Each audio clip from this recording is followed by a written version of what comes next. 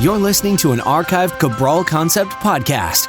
After listening to this show, check out the most up-to-date podcasts available at stephencabral.com/podcasts or search directly on iTunes. And now, welcome to the Cabral Concept, where board-certified naturopath and integrative health practitioner Dr. Stephen Cabral shares how he was diagnosed at the age of 17 with a life-altering illness and given no hope for recovery. It was only after studying and traveling all over the world did he discover how to combine ancient Ayurvedic healing practices with state-of-the-art naturopathic and functional medicine to fully rebalance the body and re-energize it with life. It's time to discover how to get well, lose weight, and finally feel alive again. And now, here's your host, Dr. Stephen Cabral. Thanks so much for joining me here today on this Toxic Thursday. We're going to be continuing our Ayurvedic series and actually be talking about the imbalanced emotions or toxic emotions that many of us can feel from time to time, or sometimes more often than we would like. Talk about where they stem from, how they actually have to do with the different doshas or body types, and what you can do to eventually overcome those. So this is something amazing that I get to see transpire and really transform within people in my practice, and oftentimes it comes with the understanding and awareness of really where it's stemming from or where it's bubbling up from. One of the biggest things that I talk about in natural health is getting to the root cause. You must understand the root cause imbalances, not just to get well, but to stay well. So many people can lose the weight or they can temporarily get well, but they don't know why they got well. They don't really know why they lost the weight. So they're destined to put the weight back on, or they are destined to get unhealthy again. They're destined to get sick again. They're destined to get into that lower mood as well, that depression, the anxiety, the feelings of overwhelm.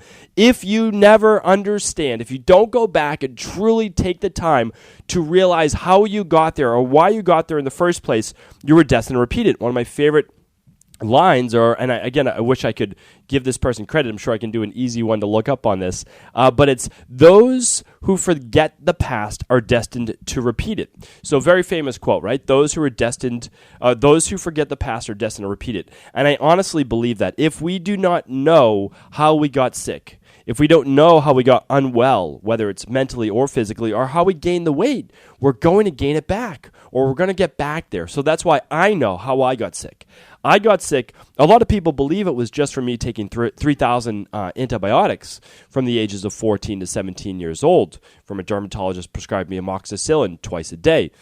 But that wasn't the case. It wasn't the case. That was part of it. Okay, that was part of it. The other part is I was extremely stressed, right? I was a perfectionist. I was, trying to do well in school. I played sports and I wanted to be a varsity athlete. I wanted to be, the best at everything, right? It was just like very, very competitive. I also had a bad temper. I was that type of person, right? I was that person who was just too wound too tight. That was essentially it.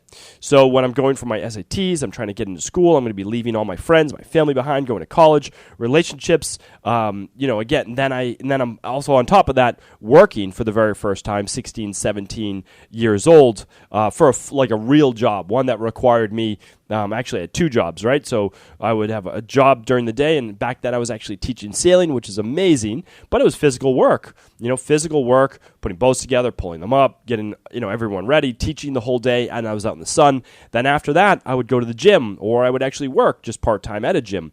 So there was so much going on. I was doing martial arts, and in the summertime, there was just a lot going on. And that was building up, and at the same time, I was taking all these antibiotics. All of a sudden, I go into my senior year, and I'm trying to maintain National Honor Society status. I'm trying to, sit for the SATs or that apply to colleges, and everything just crumbled down. So now when I look at it, yes, I have to maintain my health, and that's not even talking about my food, right? I was drinking Arizona iced teas every day after school. I was eating Little Debbie snacks. I was drinking Kool-Aid all the time. All this processed food. I was drinking milk, which was really, really bad for my body. All of these things led to a state that I could not sustain. My body broke down with the antibiotics that destroyed my immune system, that destroyed my gut. And now, though, I understand, okay, at 27 years old, they said, you know what, I'm done with antibiotics. I'm done for a cold, for an infection, for whatever. Not life-threatening. I'm not saying that. Everything life-threatening, I understand, and I agree with, and I believe that you need to get acute-based medical care, and that very well may be antibiotics. Absolutely, and very well may be. And I'm open to that as well. I'm open to that if that were ever the case for me. Hopefully that never happens, or anyone in my family, then yes, that's the case. But for the colds and the coughs, I just read the research, I read the literature, and I realized that those people that took antibiotics were far more susceptible to having a relapse in sinus infections, et cetera, et cetera. And I would get a sinus infection twice a month, and I would just constantly be on a Z-Pack. That's the way that my life went. Eventually, I said, you know what? It's going to take a little while. It's going to take a little bit more to get better, but here's what I'm going to do. I'm going to do my my ear, nose, and throat protocol, right? So that's what I do. And then I do my adult immune system protocol. And it's more work, right? It's more work than popping an antibiotic into your mouth. But the benefits are you feel so much better, right? The benefits are that those antibiotics don't start to wipe out your innate immune system. Those antibiotics do not destroy your mitochondria inside of your cells. So you don't lose all of that energy. So you don't end up with myalgic encephalomyelitis or chronic fatigue immunodeficiency syndrome or anything else, right? Because antibiotics are amazing at killing bacteria that may cause us to lose our life, and that's why we do need them. But at the same time, they can be very, very harmful and drastic. So we don't lose our life, but we feel like our life has been drained from us. So now I realize that, and I haven't used them since. And so in my life's been absolutely more remarkable and healthier every single year. So how does that, though, affect the mindset? Well, the mindset was also what got me to get extremely sick at 17 years old. I took life way too seriously. I mean, I was intense in every form of the word, right? Every denomination of it, I was intense. With school, with sports, with relationships, with friends, I wanted to get just totally max it out. And I wasn't sleeping at night. That's another thing. I was a complete insomniac. I might have gotten 3 to 5 hours of sleep at night because it took me 2-3 hours, sometimes more, to fall asleep. Right? And then I was groggy all morning because I was not producing melatonin. I wasn't calming down that sympathetic nervous system. It's why I'm so passionate about it today, is because I realized what got me there. And part of that was the mindset. It was toxic emotions, what I want to share with you today. So part of those toxic emotions were, the place that I felt like I was at in my life. I didn't feel like I was at the best place. I felt like maybe I didn't get the attention, or I didn't get whatever it was, like any of those things that many of us feel maybe as we're growing up. But the truth is that was my awareness. That was my mindset. That was my belief system. And when I look back, I have a very different outlook now, in hindsight, many years later. But that only comes, obviously, with experience. The truth, though, is that if I was in that moment and I had someone telling me, or I had read it in some book, listen, right now, you're in control of your life. It is your destiny of how you're choosing to live your life.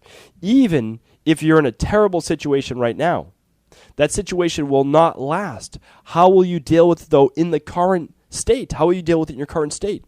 Are you going to let it consume you? And I let it consume me. That's absolutely what I did.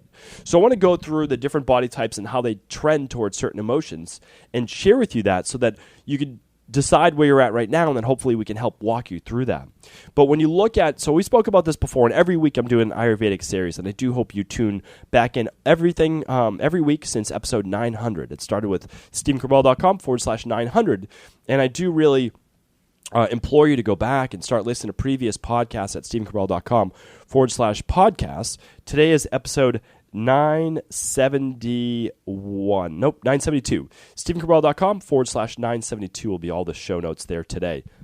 And the reason I recommend going back is that you're going to get all the information that kind of builds up to all of these things, right? It's not like you can't listen to an individual show, because I do make them their own show. But what you'll realize is that today's topic is really interwoven with hundreds of other shows, and how your psychology affects your physiology, right? How you can actually get sick from your thoughts. That's a real thing, because we can see that anger and depression, those things actually affect the immune system. And there's lots of great research on that. You're welcome to look it up. And I also invite you to do those types of things. But the other thing I want people to understand is when we're going through the Ayurvedic doshas and the Ayurvedic body types, your body type is what we were talking about previously. It's the structure and frame of your body. Why do I believe right now we're doing people a disservice with a lot of how Ayurveda is taught, with how a lot of those online quizzes are given, is that they're looking just as much at your physical state, your physiology, and your psychology. Well, look at this. When I was 17, my physiology when I got sick and my psychology was very different than what I am today. Okay? But what hasn't changed? from 17 years old to today is my actual anatomy, my body type. That can't change. Now, I've been 200 pounds in terms of weight, and I've also been 138 pounds at my lightest when I was very, very sick. Okay? Right in the middle of that is where I feel best, somewhere around that 165, 170 pounds. So you have to understand, that never changes. And in Ayurvedic medicine, you need to know the person's body type. So please do not decide your dosha based on your current mindset. That's called Ayurvedic psychology. It matters. It absolutely does matter. We're talking about it today as its own episode. But don't confuse that with the foods and the balance that you need for your body. When we talk about Ayurvedic psychology, we're actually talking about more of lifestyle, mindset, beliefs, meditation, or ramping back up in exercise in order to change the mindset. So hopefully you'll understand that today. But really, a lot of people are basing their food decisions and their sleep decisions based off their mindset. It has to be based off of your Ayurvedic body type, the dosha of the body. Now, doshas can be anything. Dosha can be seasonal. Dosha can be your mindset. We're talking about that today, but understand that when you're looking at, which most people are, what food should I eat for my body? What overall lifestyle should I lead for my body? It's your body type, and that's why I do like to talk about that. Okay, so what is the kapha-based mindset? And again, if you don't know what the kapha body type is, we call the endomorph in the United States, or basically the Western-based mentality. And it's a body that tends to be more anabolic. It tends to be able to add more mass, more solidity.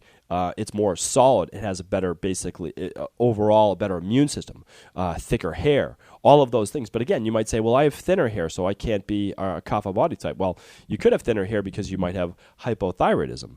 You might have higher levels of cortisol. There could be a lot of other reasons, right? So what I'm talking about is the overall. Never let one thing dismiss your predominant body type. A lot of people, when I did the finger around the wrist test, they said, oh, well, my finger overlaps a little bit, so I can't be the endomorph. Well, no, you just have thinner wrist, but 80% of your body type is still the kapha body type. So, we have to look at those specific things. But when we look at the endomorph, which we're talking about from a psychological basis today, from an emotional standpoint, at their best, when a kapha is balanced, they are happy. They're, as I say, happy-go-lucky, right? They're jovial. They're literally great to be around. They're smiling. My youngest daughter is the kapha, at least based psychological mindset right now. Even when she's sick, even when she has mucus coming out of her nose and her eyes are tearing because she has a cold, she's still smiling and laughing. Really, that is the kapha mindset. That's the kapha body type. Really, really great. It's amazing to have. And I wish that I had that. And now I have that. I do have that mixed with the kapha because I work, though, towards the kapha. So see, it's not natural. We're going to be talking about that at the end. Now, I've made it my life, and it is me. It's a part of me, but that's not from my genotype. That's not from my genetic type, but we're going to teach you how you can get there. All right, so now the kapha at their worst, though, they have a tendency to really dip into sluggishness, to really withdrawing and becoming more lower mood or depressed. That is more of that kapha body type for sure. So that's at its worst. It's more sluggish, withdrawn, depressed, okay? On one side, you have happy, you have jovial, you want to meet people, and the other side, it's always the great Tao, right? It's that dichotomy. It's the juxtaposition of what you typically should be. Now, the pitta is this. The pitta, at its best, is leadership, confidence, and trying to bring others up along with them, all right? Now, at their worst, it's anger, irritability, and aggressiveness. And the pitta is more of that mesomorph. So this has always been my predominant mindset type. It's always been it since I was literally coming out of the womb. That's it. As my mother says, that's who you were. You wanted to, do things your way. You wanted to, try to start running before you could even crawl. You were just that type of child. And again, that's where nature and nurture come in, right? Nature-wise, that's who I am, and I can see it in my two girls, and it's something that I didn't even really understand or truly believe in until I had my two daughters, and I can see they're very different personalities. Now, my wife and I, we knew how we wanted to raise our children. We had already spoken about it. We had already done so much work on ourselves. So when we had and I had to do a lot more work for me personally than my wife. My wife was pretty much already good. I had to do the work on me. But we knew, so we've raised our children the same way. We have. But they've been very different. And they're both fantastic and beautiful human beings. One is just a little bit more intense, and one is a little bit more kind of happy-go-lucky, and that's okay. Like, both are great. They really are. And that's why one is not better than the other, for sure. Not at all. But, again, so I was definitely more of the take charge, leader, all of those things, trying to trying to help others. Like, that's honestly what I'm trying to do. I'm trying to lead in the functional medicine space. I'm trying to lead in the Ayurvedic space, lead in the bioregulatory space, lead in the orthomolecular space. I don't have to be the guy in any of them. That's not my goal. My goal is to integrate all of them, lead that charge of an integrative form of medicine where we can take the ego out of medicine so no one's form is better. It's like, oh, well, no, I practice this, so my form's better. Like, okay, well, why does your form have to be better? Like, why can't we do Reiki along with Hatha Yoga, along with exercise, along with functional medicine, along with, chiropractic? Like, why can't we take the best of all of them? I mean, that's what I don't understand right now in natural health. We should be bonding together. I mean, there's way more of us than the conventional medicine. I mean, like, truly. And there's nothing wrong with conventional medicine. I want it, like, without a doubt. Like, I want state-of-the-art conventional medicine for acute-based care, without a doubt. If myself, anyone I know gets into an accident, anything like that, you're going right to the emergency room, and that's the best of the best. That's what I want. You're not calling me. Don't call me. There's no need to call me because I'm going to say, hey, listen, get right to your emergency room. They're the best of the best. That's what they specialize in, right?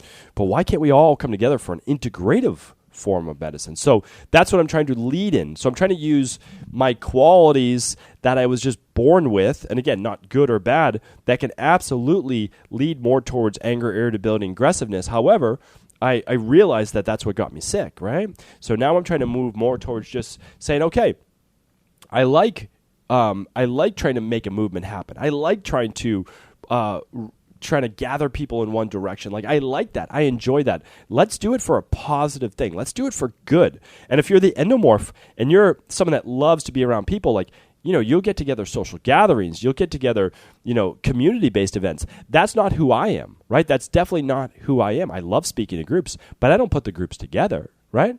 I mean, that's not my thing. Right? So we have so many great people out there with different qualities that we should respect those qualities, allow them be them for their highest good, though, right? Their highest good. When I was at my worst, I was angry, irritable, aggressive. One other thing that the kapha can get to is they can be more jealous as well, that the kapha or endomorphic body type. All right, the last one is the vata. Well, the vata is very, very unique. So the vata is a very sensitive individual. So very, very sensitive, so they can sense others. They have very good feelings of what's going on, around them. They're very in tune. But at the same time, at the other side of that, they get very anxious. They get overwhelmed. They can get scared. Why? Because they run very high nervous system based. So insomnia, a lot of things can really set in for the vata body type. So they have to be very, very gentle with that part of it. Now, I did suffer from some of that as well, for sure. Especially with the deep insomnia. So what I look at is saying, okay, when someone comes into my practice, I say, okay, what's your dominant body type right now? That's called your Vikriti or your phenotype, what you become. Because again, you could be a very underweight kapha body type, or you could be a very overweight vata body type. Like, it's possible. It's just, it's just what you've done with your body, what you've done with this vessel that you're carrying through life. But then I also I said, oh, okay, here's your body type. This should be your psychological type. And when I meet with people, they're always amazed. We'll put it that way. It's like, how do you know my mental based state when, you've just met me? And again, like, I'm not. It's just experience and study. That's it. Anyone can do this. There's no magic to it. But when you understand the body types and you see someone and they're a mesomorph body type, they're a pitta based body type. I know the psychological makeup of a pitta. I know the psychological makeup of a kapha, and I know the psychological makeup of a vata. However, it's only after I'm speaking with them for a half hour, 45 minutes, that I say, oh, okay, that would have been your natural state. Here's your state today. You are a pitta, who's very overwhelmed and very anxious, right? Where you should be more aggressive in your worst state. This means that you're in more of a catabolic state rather than moving more towards an anabolic state. So, when I can look at those things, I can start to say, okay, here's what's going on. The first thing that we need to do is we need to figure out why you're in this state. Why do you have these toxic emotions, right? And I talked about this in the rain barrel effect, and I'm not going to go through the toxic emotions in the rain barrel effect. But in the rain barrel effect, I talk about bitterness, right? I talk about guilt. I talk about shame. I talk about all these different toxic emotions that wear us down.